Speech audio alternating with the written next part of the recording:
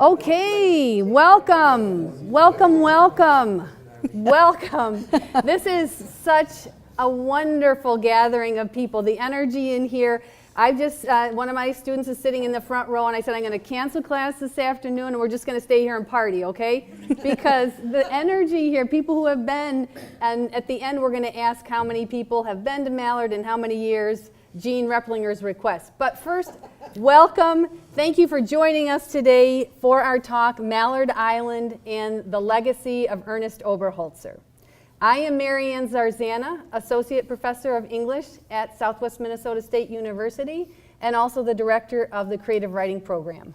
And I'm Emily Deaver, Professor of Environmental Science at SMSU, and I'm also the Coordinator for the Undergraduate Research Conference. So first I'd like to thank Michelle Leininger, the director of the Marshall-Lyon County Library, Paula Nemes, who has helped promote, and also Luann Anderson, who helped us set up the technology today, which we really appreciate, and just for letting us use this beautiful space. We just love it. We'll also be giving the same talk tonight at 7 p.m. at SMSU in CH217. So if you know anyone who was not able to come today, please let them know about tonight. Also, Ryan Meyerberg from Studio One TV is recording it, and this will be on 6:30 Saturday and Sunday. So you can watch it and share it with people that way as well. So I'd like to start out with a poem that I wrote on Mallard Island, and it is dedicated to a man sitting here in the front row, Darwin Dice. So this will be an introduction for you to kind of put you on the ground if you haven't already been there. And if you've already been there, I hope this kind of sends you back. So this is for Darwin Dice, who suggested to all of us when I was on the island with him that we go barefoot as much as we can. And I'm kind of a tenderfoot, but I really appreciated that, just to really pull the island energy up in. So this is called The Bones of Mallard Island. If you want to, close your eyes and really send yourself back there. And here we go. The Bones of Mallard Island. I walk along the spine of this magic island, feet bare on warm slate gray boulders, embedded deep in earth, rocks like vertebrae, strong, grooved, exposed to sun, rain, snow, and wind. I walk along the spine of this seeker's island, pull its energy up into my own bones, stand tall, align myself with more expansive spheres, feel my heart open wider like the wild roses along the path. I walk along the spine of this musical island, listen to bird song, white-throated sparrows, wind whisper in birch, cedar, pine, waves that lap along the shore, laughter that spills from a canoe. I walk along the spine of this sacred island, sit alone in the drum room, read in Ober's study, nap and dream perched in birdhouse. And at day's end, gather at table in the Wanagan. Later, circle around the campfire, under the stars, to feed my body, my soul. You can open your eyes. I hope that took you back. Yeah, you got to open your eyes because you're going to see some amazing, amazing pictures. So,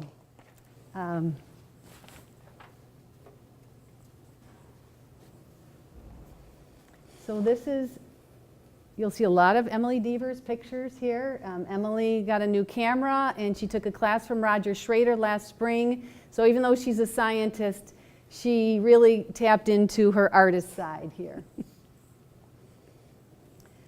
The story of Ernest Oberholtzer is how we're going to start, because without Ernest Oberholtzer, and I'm going to use his nickname because it's less of a tongue twister, he was known as Ober.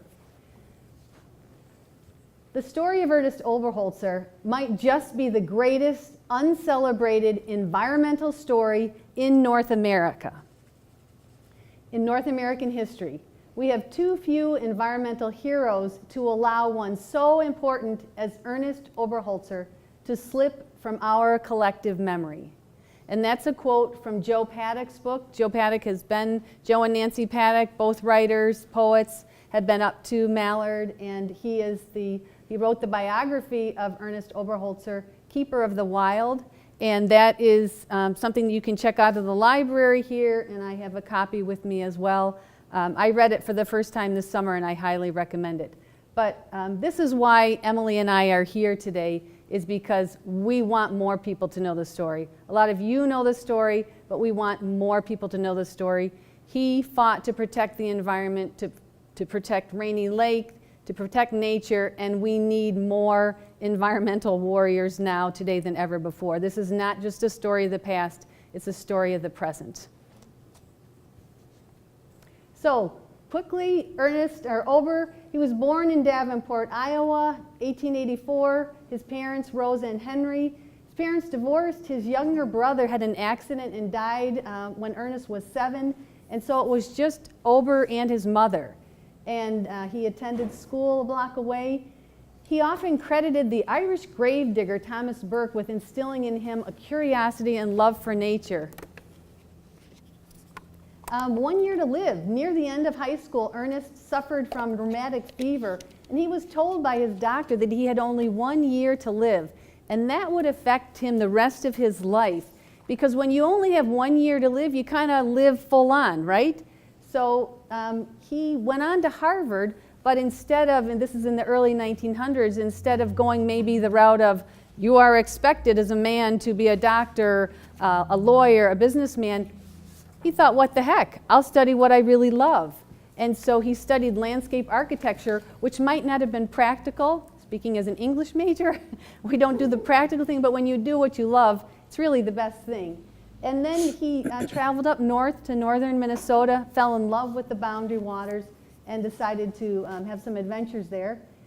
So he received his undergraduate degree from Harvard in 1907. He studied architecture, landscape architecture with Frederick Law Olmsted Jr., who was the son of the Frederick Law Olmsted, who designed Central Park. And then he traveled around Europe with some of his friends. He had an epic journey to Hudson Bay in 1912.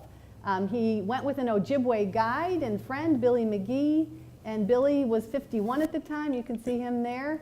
And Ober was 28. He had a Graflex camera. They paddled from June to November 2000 miles, many unmapped, and Ober created maps with his watch and compass. They missed a steamboat. They ended up going down, much longer down Lake Winnipeg in November. And you can read about this in his journals that he kept. Miraculously, they survived, so did 150 photographs, good maps, and a lifetime of stories. He was also a photographer. This is one of his moose that he captured, very good. You can imagine how hard that would be to capture. You're in a canoe, but he had the help of his skillful partner. His mother was quite the trooper. She was a concert pianist and kind of a, someone who was used to a little less rugged living, but since it was just her and Ober, she went up to Rainy Lake and lived up there. Here he is in 1938. And then Frances Elizabeth Andrews was one of his good friends. She helped organize food, cooked for several years, rented the front house. And then in later years, he and Frances wrote letters to each other, and they were neighbors on Rainy Lake. And when she died, Frances left a very large portion of her estate to Oberholtzer, and that in part caused him to form the Oberholtzer Foundation, which continues on. Violin was always important to Ernest Oberholtzer. His mother was a concert pianist, as I said. He would actually bring his violin on canoe trips with him. And here he is in 1930s. He often had, you can't kind of see off to the lower right hand here, the little Jack Russell Terrier at his side. He had the company of many friends for weeks at a time, including Anishinaabe from the Rainy Lake region. And he actually learned how to speak Anishinaabe as well. Where he's standing, this is called the Wanagan. You'll see some more pictures of this. That was the floating kitchen for lumberjacks, but they bought that and they had it permanently moored on Mallard Island. And for all of us who have gone there, we all have very good memories. Some of us of drinking our cocktails out on the porch there, cooking inside, and just a great gathering place. Rainy Lake, here he is out canoeing. He was always planning one canoe trip or another. And then his home on Mallard Island. He lived here for 40 years. He designed these unique structures with help of Emil Johnson, a Swedish builder. And he used his landscape architecture studies to design the island. And how just the buildings, the way that the people can interact with each other, and really bringing together wilderness, civilization, nature, and culture.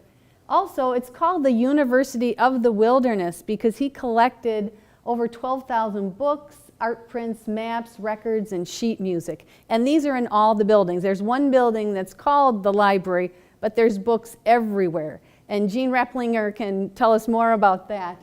She was really responsible for rescuing those and getting them recorded, indexed.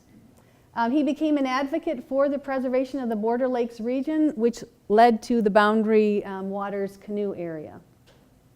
So even though he was a Renaissance man, he loved to read, he loved music and everything, he really, because of the situation up there, he evolved into a protector of the wilderness.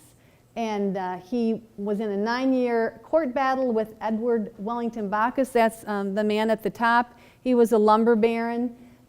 His vision, Backus's vision, was to dam up Rainy Lake. And he said this will be good for the economy. And so Ernest Oberholtzer took off the flannel shirt that you saw in some other pictures, put on the suit, and would go off to Washington. And he organized some of his friends, Chicago and Minneapolis lawyers, and really fought this very hard. He was named the first head of the Quetico Superior Council, and he was a proponent of multi-uses of land with careful zoning. And the thing that's cut off on the bottom is Yes. that he was one of the founders of the Wilderness Society. Yeah. Along with a lot of familiar names, like Aldo Leopold. Yes, yeah, there you go. This is a quote, "Such lands link us with the primeval past, promising sanctuary for all time to unborn multitudes." And that is why we're here today again. We would like to shine the light now on Jean Sanford Replinger. Many of you in this room know her. She's right here in the front row. She is an emeritus faculty at SMSU, and she cataloged Ober's 12,000 books, and then she became the Mallard Island program director. So organizing these weeks, like the week that Emily and I were on this year, which was Centering Through the Earth and the Arts. And there's been, music writers, poets weeks, whatever you want. I was part of one called Healers Evolving. But the idea is for people to come together, to have that solitude, to have some structured events, activities, but also just to let the island feed you in whatever way that you need to be fed. And so you can see some of the books here. It's just an amazing situation. Also, Jean is the book editor of Bound for the Barrens. She edited that with Nancy Paddock. You see a cover of it here. And so that was the journal of Ober and Billy's 2,000-mile canoe voyage in Hudson Bay. So you might be interested in purchasing that. She is an emeritus trustee of the Ernest Oberholtzer Foundation, and Jean has been called a modern visionary of the wilderness, and that's David Pelley, author of The Old Way North. And because of Jean, she has connected many SMSU people with Mallard. Maybe we could have a show of hands. How many people here, SMSU people here, have been to Mallard? Jim Zarzana? So, yes. So Bill Holm is one from our English department. Dan Wall, he's also in our English department. But so many people. Mallard Island today, it's a very small kind of a splinter of an island. It's 1,100 feet long, 200 feet wide. It's considered a study and retreat center from late May to early September. There, as I mentioned, week-long programs. There's also work weeks where it's planting the flowers, cleaning up any damage from the winter, repairing the books. And then also the indigenous peoples and kindred spirits, that's part of the mission statement, is that they are very much a part of the mission and the life of the island. What you see here is the Japanese house that's on the far western tip of the island. It's not so much some place where you live or stay overnight, but you can see it's enclosed. So if the mosquitoes are bad, you can go there and look at the stars or the northern lights. Also, there's a little room at the center. People use that for art projects or writing projects. And the ecological carrying capacity is only 12 people. It's a very fragile ecosystem. So when we plan a week, it's for 10 people, and then there's 2 caretakers. So ways to visit Mallard: the work weeks, program weeks focused on Ober's legacy, and then weeks sponsored by a group with a vision such as ours, which was centering through the earth and the arts, and then the other one that I went on, Healers Evolving. This is the drum room, and this is one of the most sacred objects on the island. We can talk about it more. Maybe, Jean, you can talk about it more. But the drum room, this is called Grandmother Drum. And when a lot of sacred objects were being taken away from the Anishinaabe, they asked Ober if he would take that under his care. And so it's very much revered and a gathering place for all of us when we go there. And this is our week that I hosted it, July 23rd through 29. Emily was there, Jim Zarzana was there. As I said earlier, the University of the Wilderness, we wanted people to tap into that. Books kind of fall off figuratively fall off the shelf at you. And as I said, for me, I had heard about this book and I had read excerpts of it, but it was like, no, I'm going to spend the week reading this, writing my poetry, going out on canoe rides, but you just let the island speak to you. So what I wanted to create was that sense of community and cross-fertilization and personal exploration. So we had artists, we had a composer, environmental advocates, musicians, outdoor enthusiasts, poets, and Emily was, as she says, our token scientist. And here you can see our group up there. Larry Gavin is upper left corner. He's a wonderful SMSU. Darwin's in the front row. Back row. The back row. Alicia Johnson off to the upper right there. She was a Schwann's chair in business a while back. Let's see, there's Emily in the front row. Ann Reed, she's an artist. And over to the left there, Mary Dorr. She was one of the caretakers. Edie Barrett, she's an artist and writer. Lauren Carlson, a poet up in Dawson. Mary Swallow Home, she was one of our caretakers.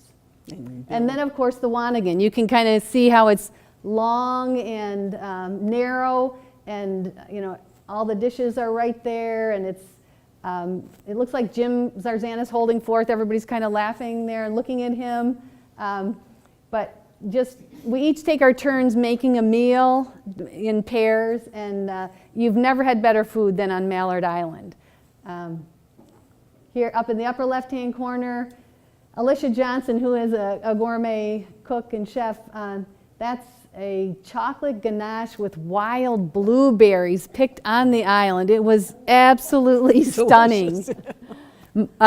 Muriel Runhold, you made something outrageous when you were there that we were like, I can't. Whatever you ate, you're still alive. I'm still alive. But it's just, canoeing, of course, is a favorite. There's Jim and Marianne. Thank you, Emily, for taking the picture. This is Rose's piano, and that's in Cedar Bark House, which was a floating brothel that Ober bought, and that's permanently moored on the island, but that's where Rosa lived. There's a old, what's it called, Victrola that we played. Just old 78 that night, we felt like we were going back, like, I don't know, 50 years, 100 years in time. It was just incredible. And then here people are hanging out on the Wanagan. And now I'm going to pass this over to Emily now. Thank you. So as Marianne mentioned, this was my first visit to the island. Didn't know what to expect, didn't know anyone except Jim and Marianne. And believe it or not, I'm kind of a chicken, so I was a little apprehensive about that. But my colleague and I, Tom Dilley at the university, have been studying lichen recently. And so one of the things I was really looking forward to was exploring the lichen at Mallard Island, because lichen in the prairie, we've got some, but it's pretty dry environment, so we don't have nearly as many. And so I'm going to teach you a little bit about lichen. Many of you probably know that lichen is our classic example of a mutualistic symbiotic relationship. It's actually two organisms, an algae, which of course is an aquatic plant, on the inside, and a fungus that then creates a house for that algae and keeps it nice and moist. And the algae then photosynthesizes and produces enough food for both organisms. And they're so closely intertwined that they look like a single entity to most of us. And so they come in three different growth forms. Crustose on the left are when they look like they're really tightly oppressed to the rock, almost like painted on sometimes. The middle one is then a foliose, so leafy type forms of lichen. And then the right-hand side is our fruticose that have fruiting bodies that stand up on stalks. And I'm sorry, our projector's chopping off the bottom of these because they have some fun names. So the one on the left is cinder lichen. The middle one is a rock tripe. There are many kinds of rock tripe with that big leafy form. And then a reindeer lichen on the right side. And not only was I studying the lichen, but then of course I wanted to share what I was learning with people. So I kind of inflicted my enthusiasm on our group. But also then tried to think of a way to pass that information on to future visitors. And so I created a Lichen Hike, and I put a copy over on the table that you can look at. And it's a self-guided hike that people can go and then find and enjoy some of these lichen that are growing, particularly on the granite rocks on the island. So of course you don't want to put signs or permanent stickers of any kind, so I had to figure out how can I describe where to go look and find these lichen. And so I chose to do it here on this wall, which is on the east end of the island. The sun shower is here, and there's a plaque on the wall. And several of you have mentioned that this is new from when you were initially out there. But it's a great spot because just in that one section of wall, I could easily identify 13 different species of lichen. And so I wrote up my descriptions, and then the poets and all those writers were great sports, and they came and did a run-through for me. And they could actually find everything. And then they also gave me some good suggestions on descriptions. Instead of dusty, call it ivory, and things like that. And so I included photographs then of the close-up shot of the individual lichen so people could see what I was trying to describe and then match that up with what they were seeing on the rock. So it looks pretty obvious when you're looking by itself like that, but in reality it's growing more like that. And so you have this fabulous mix of many, many different kinds of lichen.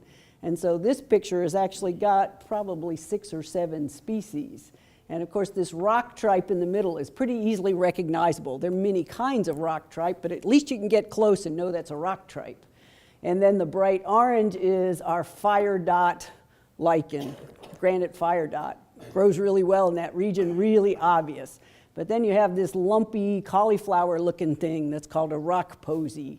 And then you have some leafy green things. So there are lots of different lichen if you just take time to sit and look at that any given spot on the island. And of course, canoeing, you see huge amounts of lichen growing on these big rock walls. And again, this is our granite fire dot, but then these lumpy things are different kinds of rock tripe as well. And they're fun ones that grow on soil. The main ones that I was concentrating on were the ones growing on the rock, but there's some fun ones I included that are easily recognizable, like this little red-capped one called British Soldiers. Grows on soil, is only about 1 inch or 1.5 inches tall. And then they grow on tree trunks as well. And so here's a combination of moss up here and then these nice little stalks with little pixie cup tops. There are a bunch of different species of cladonia that are the fruticose with those little pixie cups. And then the reindeer lichen on the right, several species of that, and another species of cladonia here. And so these are just little bitty guys growing down in the soil mixed in with different kinds of moss and other vegetation. And so those are pine needles that you see lying next to them.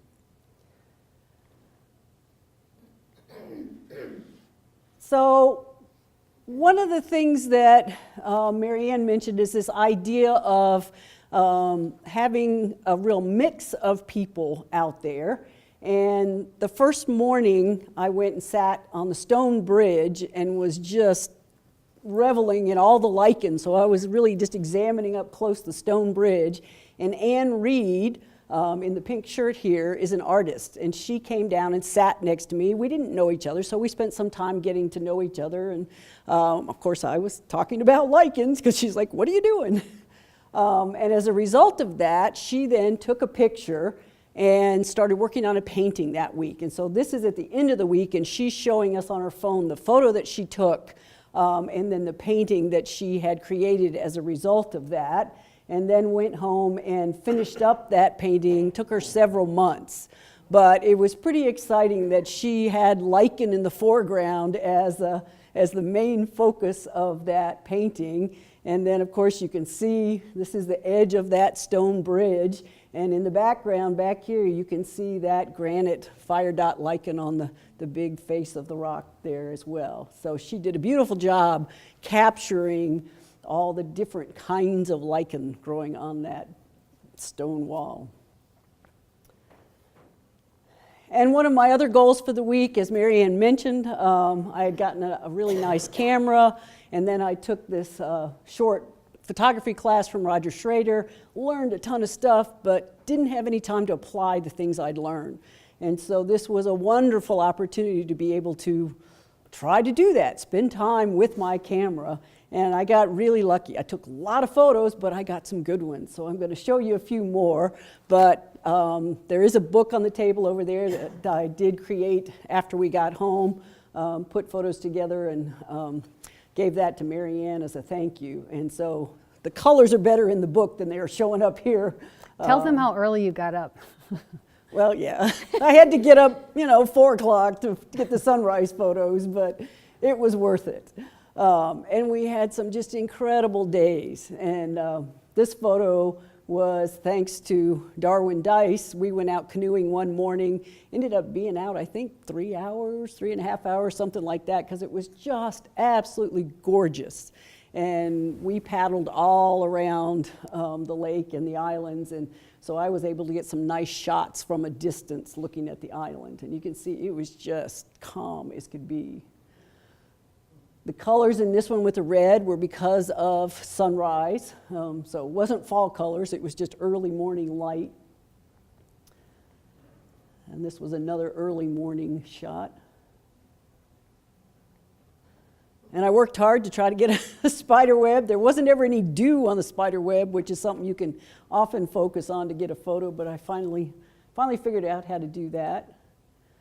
And then many of you recognize the red squirrels who never stand still, but again, got lucky and got a shot of one. I did not get the snowshoe hare that one morning came walking down the path and we kind of saw each other and I was busy looking at the rabbit rather than using my camera, which is great.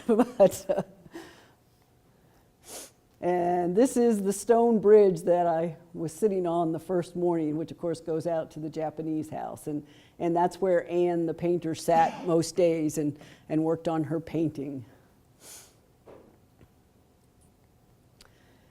And so it was really a remarkable group, real community that we came together, and really energy and lots of creative things going on, lots of writing by poets, and just a remarkable week.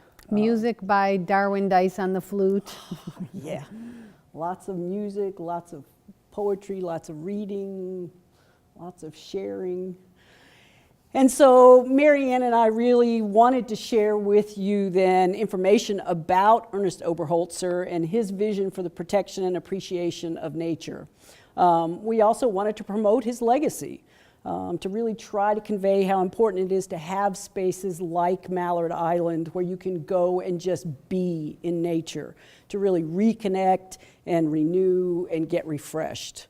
And hopefully we've given you a small taste of what is unique and enriching, and really encourage you to do that, to go out and enjoy nature.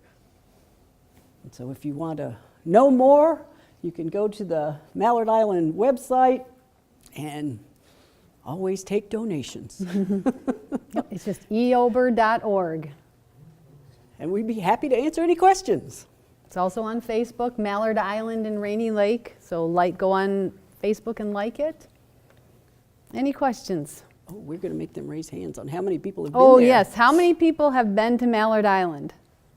So 1, 2, 3, 4, 5, 6, 7, 8, 9, 10, 11, 12, 13. Okay. And how many times have you been Carol, to Mallard you've been Island? there 10, right? I think somewhere between 8 Yeah. I've been there 3 times. 1. And Uriel. Jean's been there more than we can count. Huh? Yes. Do you have any idea how many times you've been there? I mean, summers, because I was in and out, I Right. suppose 25. Wow. Wow. Yeah. She holds the record. Well, I have 2 questions. One's for Jean, and then one goes back into some pictures. Okay. So how long did it take you to catalog all those books, Jean? Well, first of all, didn't do it alone. We were 6 the first summer. And foolishly, without knowing how many books were there, I promised that that's what we would do. We would work 5 hours a day, 4 weeks a summer, until we had them all cataloged. And my husband said, well, how many are there? And I said, well, I don't know. He said, well, you shouldn't promise that. You maybe can't do that. I said, oh, well, so I called them up and I said, how many books do you have? Well, we don't know. I don't know. And so I chartered a plane and flew up with the Morandis, and we eyeballed for about half a day and looked at each other and said, I think there's 9,000. So I called them up, do you have 9,000 books? I don't know. Does that count the 25 boxes on the mainland? I said, no. Uh-oh. Well, there were 14,000, so we did it in 2 summers. Yeah. And the first summer, this was when computers were brand new. We brought a technician and 2 computers up, and we had the computer technician recording what we were finding, and after the first day, the next morning it was all gone. Nothing on the recording. Oops. So we started all over again. Second day, all day long, we recorded the books we were finding, and this is recording author, a chart of information about the book. All gone again. I said, we're not doing this anymore. Right. So I went to town and bought card catalog, index cards. And we did Old the rest school. of it on index cards. Yeah. Wow. I tell this story because it's kind of cute. So then we had all of this on index cards written by 6 different people with different kinds of handwriting and so on, and brought them back through the winter. Tried to create some truth about what was there. And the only person that we could find to do it was a 7th or 8th grade young lady, well-read, but not that well-read. So we got books on things like Marco Polo, the Venetian. Became Marco Polo, the Vacation. And we got the 7 signs of God became 7 signs of cod. Close enough. So they had to be corrected. So eventually, we eliminated duplicates. There are probably about 14,000.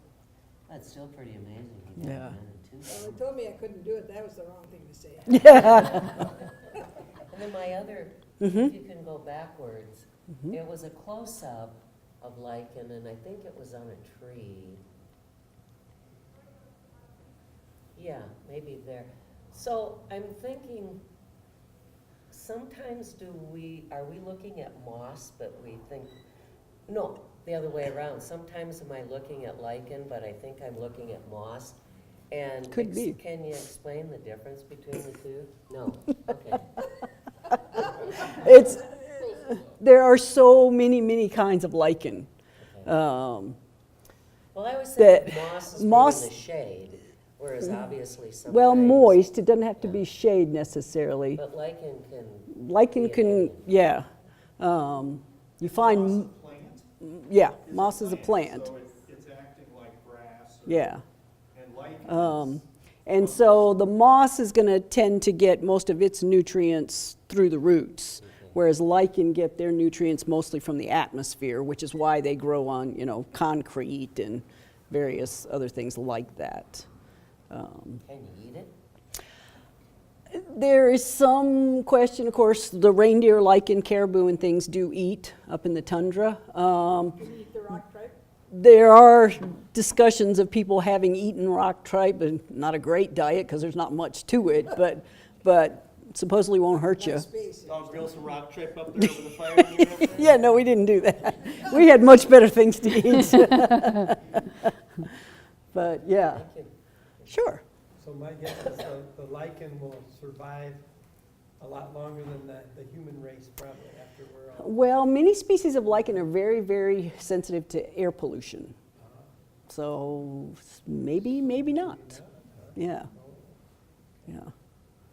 Yep. As another scientist, is there some component about the recent discoveries of yeast being a possible third symbiotic partner in lichen? Yeah, absolutely, there is a third partner in many, many species. Right. Yeah, yep, that's exactly right.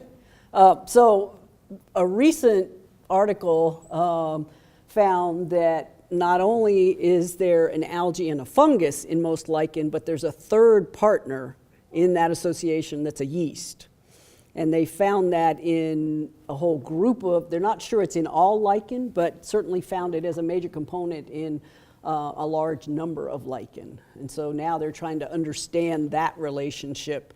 And they think that yeast has some role in helping to ward off competitors. Different people who've been on the island have said that when I could see this orange lichen, Mm-hmm. that was indication of pure air. Is that true? Yeah, because typically they are very sensitive to air pollution. So good, clean air. Take lots of deep breaths. Yeah. Yes? Yeah, I was watching National Geographic a while back, and they discovered in a canyon in Australia a tree combination of a fir and a palm tree, Oh. which is rather, Odd combination, yeah. And then now explorers so they can breathe. Uh-huh. But anyways, are they doing anything about polymer? Not much. Yeah. Okay. I was wondering, what's that larger looking plant growing on the tree right in the top middle? This is a moss. It is a moss. Yeah. How many kinds of lichen are in this picture? How many species? Gee, will If you had to guess. 14.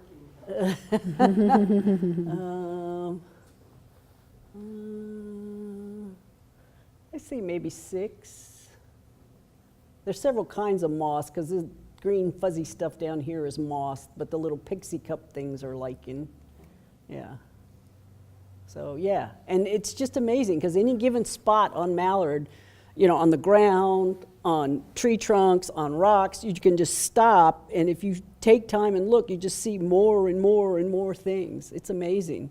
And that morning sitting on the bridge, I was busy looking at lichen, and then I stopped and went, wait, and pulled off a molt, so the exoskeleton shed from a dragonfly larvae.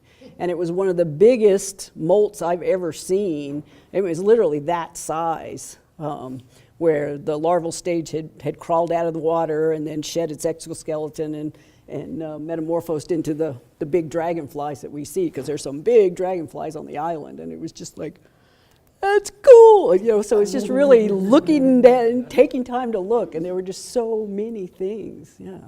When I first started thinking about program, this is one of the reasons that I brought in an ecologist to help me determine carrying capacity. Mm-hmm. Because it would be so easy to destroy so many things without even thinking anything about it at all. Right. Yeah. And that's, of course, one of the main lessons there to let it be and learn from it as it is. Right. Yeah. But one of the directors that I had during that long time that I was there, one of the board members, wanted me to get rid of all the weeds. And I said, well, what's a weed? Yeah, it's a plant out of place, yeah. So it's got a lot of lessons and they're hard for us to learn. Right, Because we're used to cleaning things up, clean Yes. up that lichen, get that bridge so it looks nice. yes, yeah. That's when people take them off your tombstone. I want you to leave them there. No electricity? We did have electricity, but no running water. Not to begin with, the first 2 years. was- Okay. but, Yeah. And then I was thinking, looking at some of those pictures, I'll bet the island has some storm stories. Oh, yeah. oh boy. Well, Must be yeah, fierce. Gene, we Gene. had fabulous Very weather fierce, when we were there. Yeah. but, Fierce. yeah. We've been stranded there sometimes. And Yeah. a lot of trees down. We just have to be careful. We don't have a shelter yet. I've worked on that for 20 years or so. Yeah, We just hope. yeah. I Case? don't know, I mean, this is a question, I don't know, all three of you might be able to be part of it. What do you guys think it would look like up there if Oberholtzer had not gone and done the political battling that he had done? What would it look like in the area? What do you think? Gene? Oh, Gene, you, Gene. well, it would have been developed. Yeah, Just the way the totally shores were. developed, yeah. Or it would have been underwater. Yeah, from the It'd be dams underwater, yeah. It'd be underwater. Underwater. And logged all the trees off. Down on the shore. Yeah. Much more industry, probably a place like Minneapolis up there. Right. I was involved in some construction on the island and restoration and so forth. And it's been many years, so I think it was 2004, something like that. But what is the update on some of the buildings there now? They did a complete restoration on Ober's house.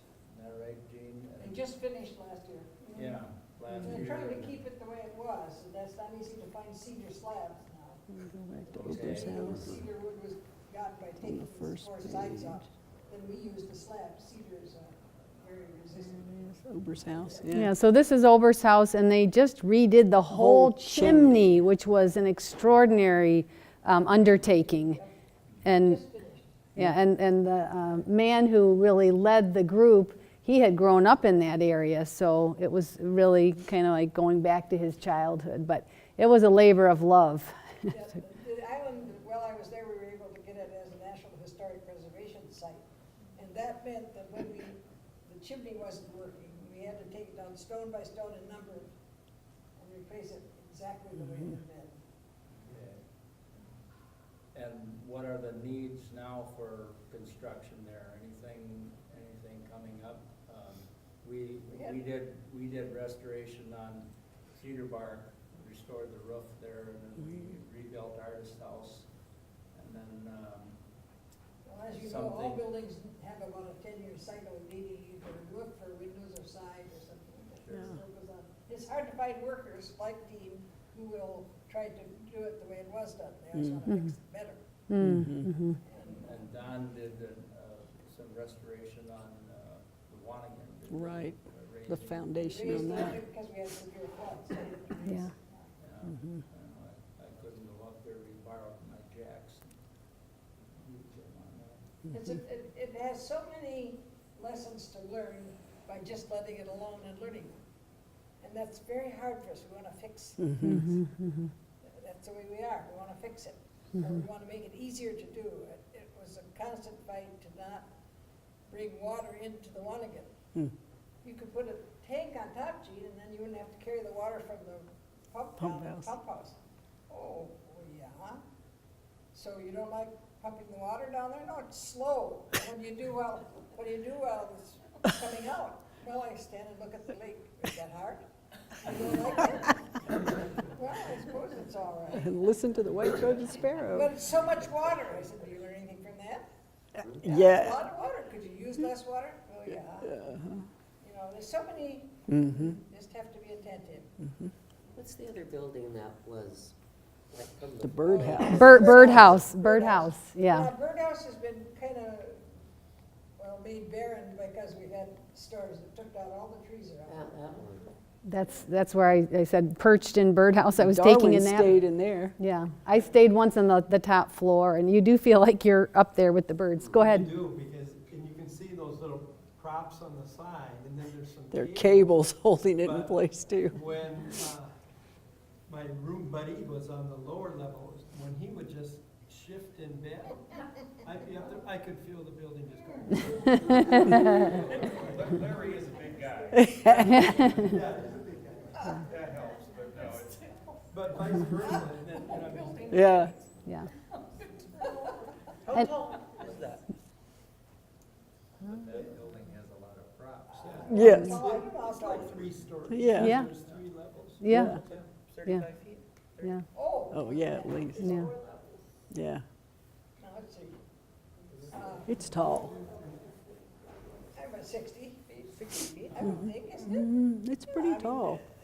A person can stand up 30. and then have distance. on Certainly each. 50 at least, yeah. Because if you measure how many door heights There it used to is. be a trap door on top. There is, but we shut it because people kept going up and walking on the roof. And Ober was sought after as a eligible bachelor for a while. And women would chase him across the lake. He'd go up to the top and lie down on the door. Birdhouse. Gene has lots of stories. Great.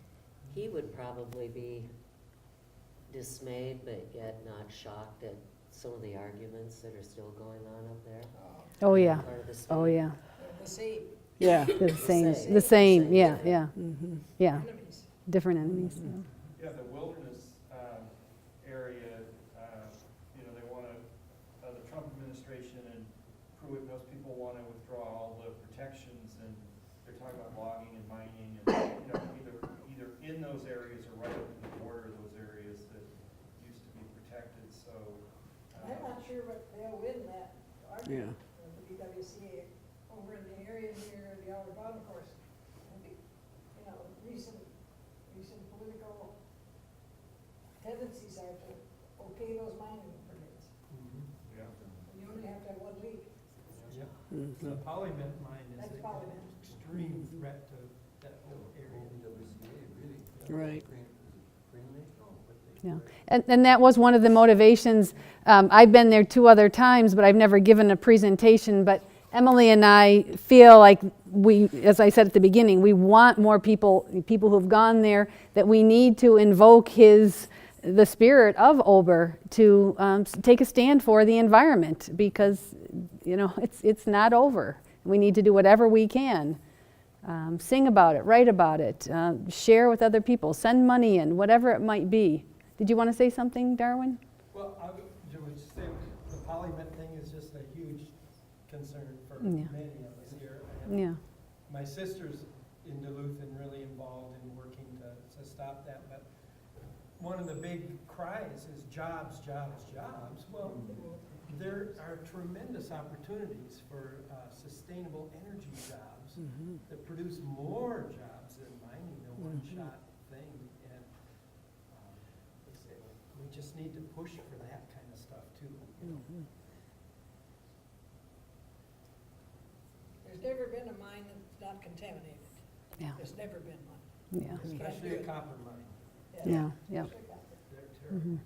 In fact, I was born in Ladysmith, Wisconsin, over in northern Wisconsin, and my mother when I was a young person, my mother wrote a letter and said, the Connecticut Copper Company's gonna build a mine, and you're gonna dig a mine in Ladysmith, and they're gonna move the Flambeau River, and I said, they're not moving my river. That's my river, they're not moving it. So I went home and coordinated the writing of the environmental impact statement, held them off 20 years, but they finally mined. They don't, they have generations of, they don't care, this isn't within one person's lifetime. Yeah. They just go ahead. So I think we'll end on a more positive note.